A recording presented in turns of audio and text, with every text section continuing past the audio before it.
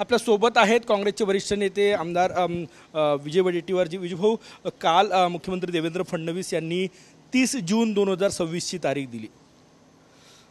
असं आहे, तारीख दिली. आत्ता गरज आहे आणि म्हणजे आज शेतकरी संकटात आहे. आज शेतकऱ्याला या कर्जातून मुक्त करण्याची आवश्यकता आहे. आज या शेतकऱ्याला वाचवण्याची आवश्यकता आहे. असं असताना तारीख पे तारीखची गरज काय? तुम्हाला समृद्धी महामार्ग बांधायला पैसे आहेत, तुम्हाला मोठ्या इन्फ्रास्ट्रक्चरसाठी पैसे आहेत, तुम्हाला लँड एक्विजिशनसाठी 20-20 हजार कोटी रुपये तुम्ही दिलेत रस्त्यांच्या.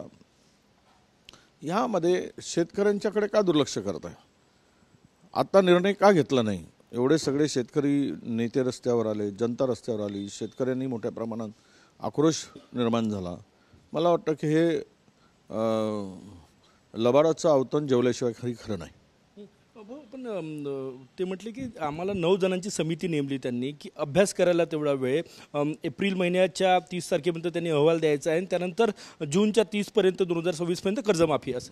असं आहे. एका मिनिटामध्ये सगळं ऑनलाईन सगळा व्यवहार असतो. एका दिवसामध्ये ही सगळी माहिती उपलब्ध होऊ शकते. एका दिवसात त्याला फार काही लागत नाही. शेतकऱ्यावर किती कर्ज थकीत आहे हे काही पहिल्यासारखं काही खाते तपासायची गरज नाही आहे.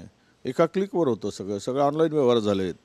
त्यामुळे ह्यामध्ये हा पळवाटा आहेत असं मी मानतो. समितीची गरज काय?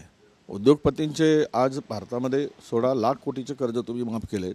LICचे उचलून या देशामध्ये 35,000 कोटी रुपये अदानीला तुम्ही देताय. त्यावेळेस तुम्हाला समिती नेमली नाही. म्हणजे उद्योगपतींचे कर्ज माफ करताना समितीने आणि शेतकऱ्यांचं कर्ज माफ करताना समिती नेमायची आणि याच्यातून वेळ काढूपणा करायचा, हा त्याचा अर्थ आहे. मला वाटतं की सरकारची नियत साफ नाही. हे समिती वगैरे करून वेळ घालवायचा आणि तोपर्यंत जर शेतकऱ्यांनी पुन्हा आपला जीव गमावला, त्याचं कुटुंब उघड्यावर पडला आहे, काही राहिलं नाही, पुन्हा आलेला आत्ताचा काल परवाचा पाऊस जो आहे त्यामुळे धान उत्पादक शेतकरी प्रचंड संकटात सापडला आहे. पूर्ण धान उद्ध्वस्त झाला आहे. शेतकऱ्यांच्या डोळ्यात पाणी आहे आणि त्यालाही पुन्हा मदत करण्याची आवश्यकता आहे.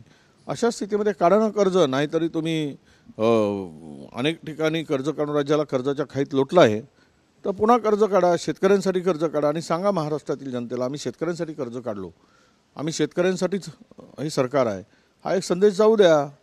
पण नाही, त्यांचे नियत नाही. त्यांना इन्फ्रास्ट्रक्चरमध्ये काम करायचं आहे आणि त्यातून सगळे जे काही या सरकारला वेध लागलेत, पैशातून सत्ता, तर हा सगळा प्रकार त्यातून मला दिसतो आहे.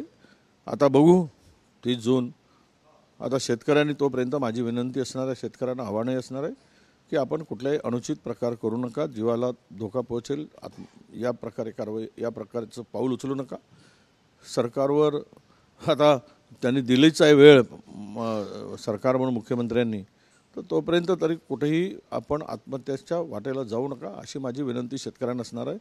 आणि जर या सगळ्या परिस्थितीमध्ये शेतकरी सावरला नाही तर सगळी जबाबदारी ही सरकारची असणार आहे. बच्चू कडू आज आंदोलन मागे घेणार आहे. त्यांनी म्हटले की आता आंदोलनाची गरज नाही, आम्ही तारीखसाठी आलो तो तारीख घेऊन जातो. नाही, ठीक आहे ना. म्हणजे आता हे आंदोलनामध्ये प्रत्येक वेळेस यश मिळतं किंवा अपयश असा विचार केला जात नाही.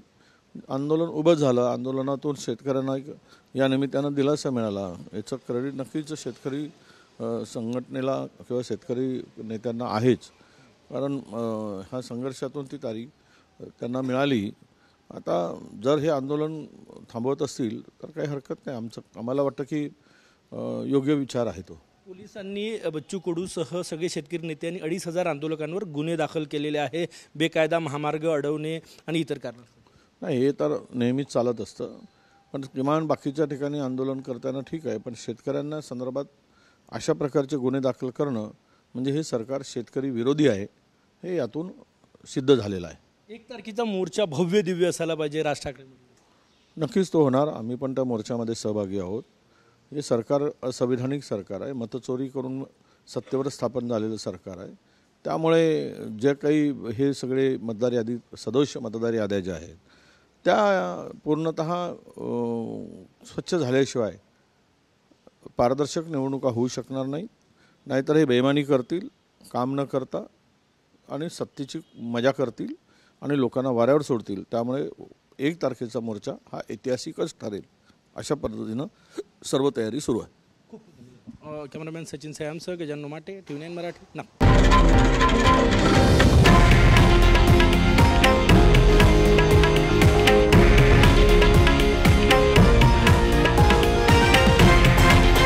हे आहे देशातील नंबर 1 न्यूज नेटवर्क आणि आपण पाहत आहात TV9 मराठी, एकमेव.